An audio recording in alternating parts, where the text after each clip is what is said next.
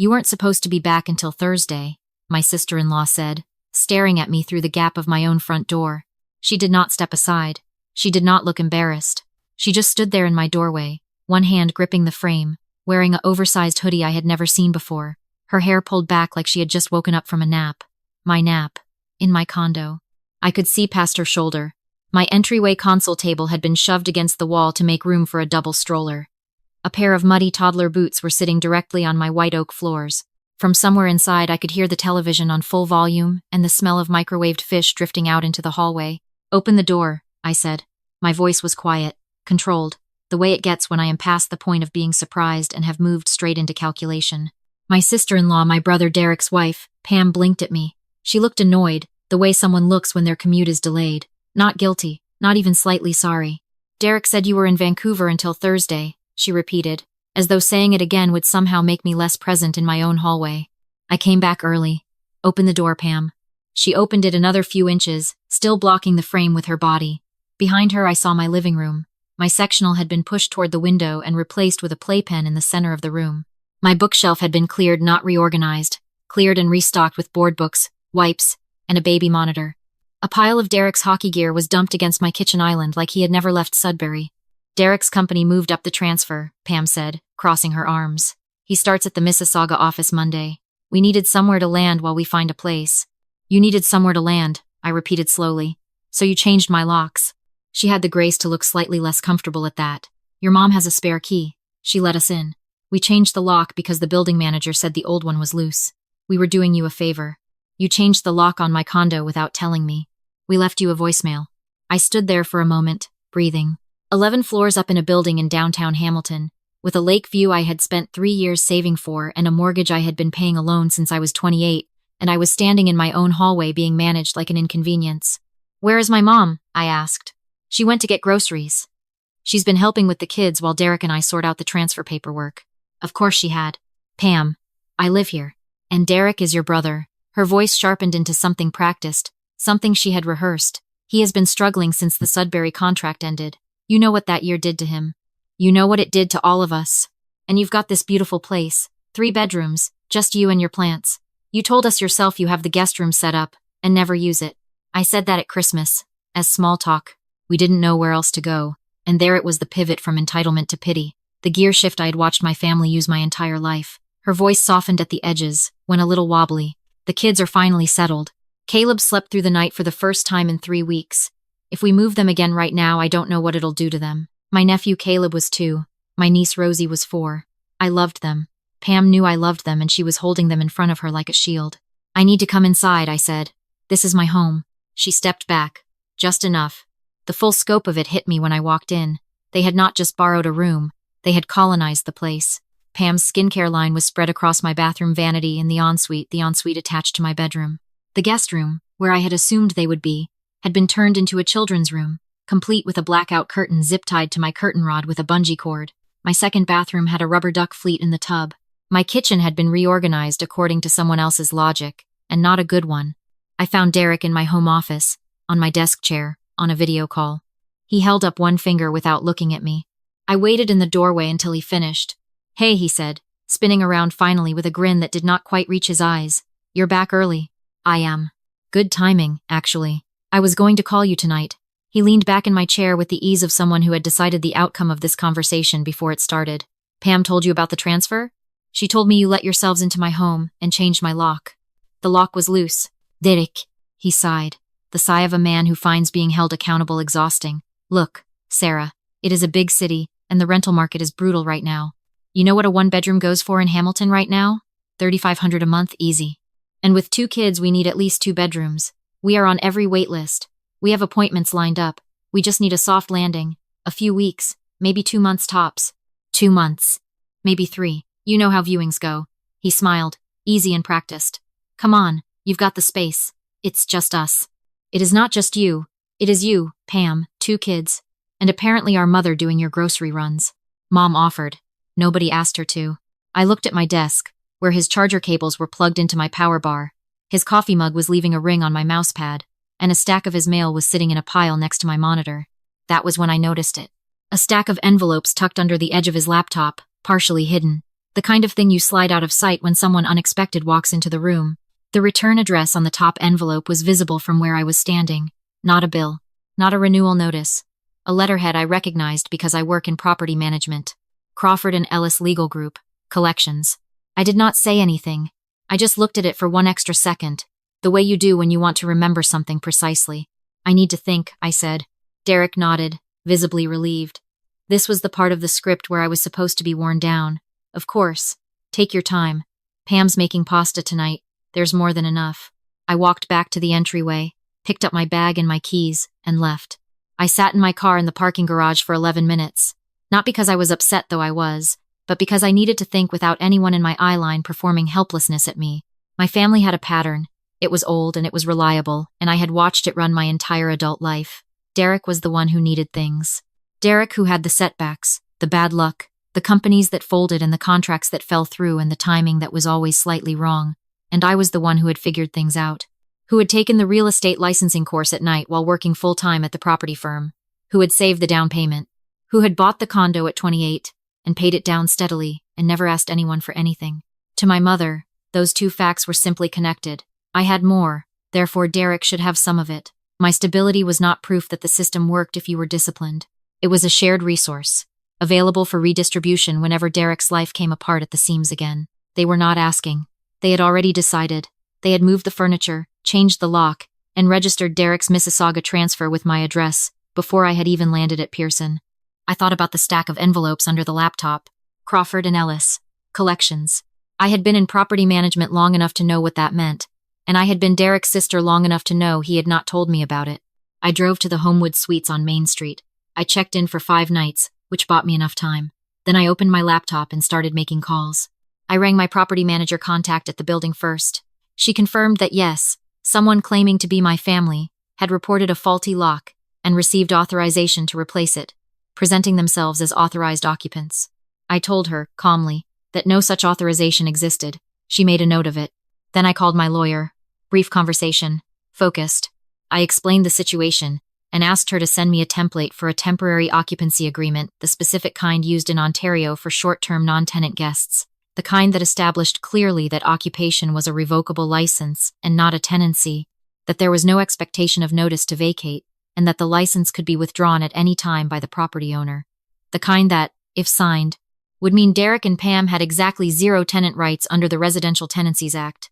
Then I did something I was glad I had thought to install 2 years ago when there had been a rash of package thefts in the building. I opened my Nest app. My condo had 4 cameras: living room, kitchen, hallway, entryway. I had installed them after the package issue and never really thought about them after that. They were cloud-linked. They had been recording for 2 years. The last 48 hours of footage, from the moment my family had walked in with their stroller and their hockey gear and their sense of permanent welcome, was sitting there in crisp high definition. I poured myself a glass of water from the hotel room tap and sat down to watch. The first hour of footage was almost mundane. Pam directing Derek where to put boxes. My mother wiping down my already clean counters with the slightly proprietary energy she gets in other people's kitchens. Rosie dragging a stuffed rabbit across my floors. Normal enough, if you ignored the fact that none of them had any right to be there. Then, around the 7-hour mark, something changed. Derek came in from outside carrying a box. He set it on my kitchen island and opened it. Inside were more envelopes, the same kind I had seen under the laptop. He sorted through them quickly, face tight, and then carried the whole stack into my office and shut the door. 20 minutes later, he came back out. His expression had settled into something carefully neutral, the look he wore when he had made a decision he did not want to examine too closely. He picked up his phone and called someone. I turned up the audio. "It's handled," he said. "She's got a place in Hamilton. We're there now." A pause. "Yeah, Hamilton, Ontario. I know, but it's temporary. Give me 60 days. Another pause, longer. His voice dropped. "Tell them I'm working on it. I just need the address off the file." He hung up and went back to my office. I paused the footage. I sat with that for a moment. He needed the address off the file. Not off a mailing list. Off a file. A legal file. The kind Crawford and Ellis would be maintaining on an active collections case. I ran the background check I had been authorized to request through my property management firm, a standard tenant screening we used for prospective renters, which I was well within my rights to run on anyone seeking to occupy a property I owned. The results came back in 40 minutes. 2 prior evictions in Ontario, 1 in Sudbury, 1 in Barrie.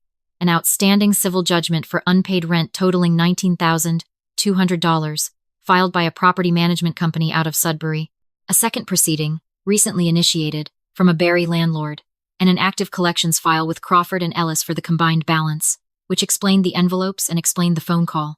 Derek had not just lost a contract and needed somewhere to land. Derek had been evicted, was dodging 2 active legal proceedings, and had used my address without my knowledge or consent to make himself temporarily unfindable. I was not a soft landing. I was a hiding spot. I ordered room service, ate quietly, and finished writing the temporary occupancy agreement.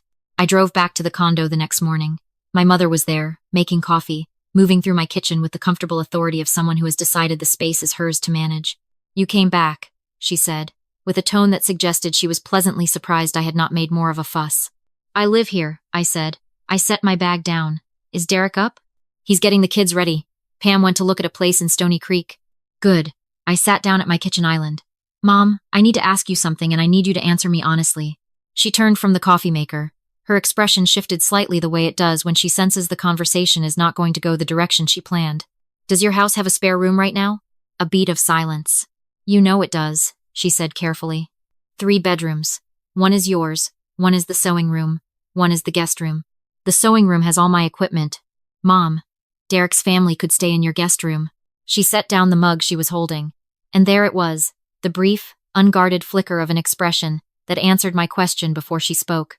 A flash of inconvenience, of reluctance, of someone who had calculated that it was easier to redirect the situation toward me than to absorb it herself. "It's different," she said, after a moment. "Why?" "Because you have more space here. Because you work long hours and you're barely home. Because Derek and Pam need room for the kids to have some stability." "And your guest room can't provide that?" "Sarah." Her voice went gentle and firm, the exact register she had used since I was 12 to signal that the conversation was over and the conclusion was mine to accept. "Your brother is going through something hard. You have the resources to help." "That's not nothing. That's family." I looked at her for a long moment. "I'm going to help him," I said, "but we're going to do it properly." When Derek came out of the bedroom with Rosie on his hip and Caleb behind him, I was sitting at the island with 2 copies of the temporary occupancy agreement printed out. "What's this?" Derek asked, looking at the pages. "It's an occupancy agreement. Standard for non-tenant guests in a private property in Ontario." I kept my voice neutral, the way I use it with tenants who are behind on rent. Professional. Steady. "If you're going to stay here, we need this on paper. It protects both of us." He picked it up, scanned it the way people scan documents when they are looking for numbers and ignoring the words around them. "It says housing is contingent on compliance with property rules," he said. "Yes. And that occupation can be terminated on 72 hours notice." "Yes. That's standard for a license agreement versus a tenancy. It means you're a guest, not a tenant, which matters for insurance purposes." I paused. "It also means I can't be held liable if anything happens in the unit while you're here without this document." Rosie was pulling at the collar of his shirt. He glanced at her, then back at the pages. "There's a clause about background checks," he said. His voice had gone slightly flat. "Clause 8. It's for my building insurance. My broker requires it for any extended guest situation. It's standard." I slid a pen across the island. "There is also a clause authorizing video monitoring of common areas. Those cameras have been there for 2 years. You've been on them since you arrived." He looked up at me. I held his gaze and said nothing. The silence lasted about 7 seconds. "Fine," he said and signed. I co-signed my copy, slid it into my bag, and stood up. "I have to go into the office. The alarm code is 4471. Please don't give it to anyone, including Mom." I went to work. At noon, I sent the signed agreement to my lawyer. At 2 in the afternoon, I forwarded the background check results to Crawford and Ellis with a note confirming that the subject was presently occupying my address under a revocable license agreement and not as a legal resident, and that I was not providing consent for this address to be used as a registered place of residence for any legal or financial purpose. I was not calling the collections agency on my brother. I was simply making sure that his use of my address as a legal shelter was on record as unauthorized. The process server already had what they needed. I watched the camera feed from my laptop at my desk. Derek had been unusually quiet all morning. He had sent the kids to my mother's by 11. At 12:40 p.m., he received a phone call that lasted 4 minutes. His body language on camera went rigid within the first 30 seconds. He walked to the window. He stood there for a long time after the call ended, looking out at the lake view I had worked 3 years to earn. At 2:15 p.m., there was a knock at my door. Derek opened it. A man in a jacket handed him an envelope. Derek stared at it for a long time. Then he closed the door and sat down on the floor of my entryway, back against the wall, just sitting. I watched him for a while. Then I sent him a text. Not angry, not triumphant, just clear. I know about Sudbury and Barry. I know about Crawford and Ellis. I know you used this address to make yourself harder to find. I'm not going to pretend I didn't find out. The agreement you signed gives you 72 hours notice if I need you to leave. I'm not giving you that notice right now. But here is what I need from you. Honesty. Not a version of events edited to make me feel like helping you is my idea. The real situation. All of it. Because if we're going to figure something out for you and Pam and those kids, I need to know what I'm actually dealing with. You can talk to me, or you cannot talk to me. But you are not going to hide inside my life without my permission. That's done. He read it. I saw him on camera, phone in his hands, reading it twice. Then he typed back. When are you home? I said, 6. He was sitting at my kitchen island when I got back, without Pam, without the kids. He had made coffee. He looked like someone who had spent the afternoon putting down a weight he had been carrying for a long time. He told me everything. The Sudbury eviction had been after the contract ended and the money ran out faster than he admitted to anyone. The Barry situation was worse. He and Pam had stopped paying rent 8 months before they left, which was where the $19,200 came from. Crawford and Ellis had been chasing him across 2 cities. He had given them this address because he thought I would not be back until Thursday, and by Thursday he hoped to have enough of a paper trail from the Mississauga job offer to negotiate a payment plan. He was not a villain. He was a man who had spent years solving short-term problems with short-term thinking, and was now buried under the accumulated interest of every corner he had cut. Why didn't you just tell me? I asked. He looked at the coffee mug. Because you've never needed anything from anyone. It's hard to ask for help from someone who makes it look easy. It doesn't look easy, I said. It looks like I'm alone in a condo in Hamilton because I spent my 20s working instead of asking people to bail me out. He did not say anything to that. Here is what is going to happen, I said. You can stay through the end of next month. 6 weeks. During that time you are going to contact Crawford and Ellis yourself, not through a lawyer. Yourself, and you are going to set up a payment arrangement. I will help you draft the letter. You are going to be honest with Pam about the full scope of this, because she is going to find out anyway, and it is better coming from you. And you are going to keep your stuff out of my office. He laughed at that last one, a short, tired laugh that sounded like actual relief. And the cameras? He asked. Still on, I said. Clause 12. He nodded. He didn't argue. Pam came back from Stony Creek with a listing she actually liked, a 2-bedroom rental in a decent building with an elevator for the stroller. She sat down and looked at the Crawford and Ellis letters that Derek had finally spread out on the table in front of her. She was quiet for a long time. Then she reached over and took Derek's hand and said, Okay, let's fix it. My mother came over that evening with groceries she had not been asked to bring. I let her in. We sat at my island and I poured us both tea and I said, Mom, next time Derek needs somewhere to land, I need you to ask me first. Not decide for me. Ask. She wrapped both hands around her mug. She was quiet long enough that I knew she was actually thinking about it, not just waiting for the moment to pass. You're right, she said finally. I should have called you. It was not a full reckoning. It was not a grand apology. It was 3 words from a woman who did not say them often, and I decided to let them be enough. 6 weeks later, Derek and Pam moved into the Stony Creek apartment. They paid first and last out of Derek's first 2 Mississauga paychecks. The Crawford and Ellis file was on a payment plan. The Barry landlord's suit was being handled through a paralegal. I reset my alarm code. I unloaded the stroller from the entryway and mopped the floors and put my books back on my bookshelf in the order I had left them. I stood at my window on the 11th floor and looked at the lake. Here is what I understood now, more clearly than I ever had before. The people who love you are not always the people who respect your boundaries. Sometimes the work of having a family is not letting them in unconditionally. It is deciding, carefully and deliberately, what conditions actually protect everyone, including them. I had not won by locking them out. I had won by being the one person in the room who was willing to say the true thing out loud, even when it was uncomfortable, even when they were standing in my kitchen using my coffee and looking at me with that particular expression that means you have more. So this should be easy for you. It was not easy, but it was mine. And I did not need anyone's permission to say so.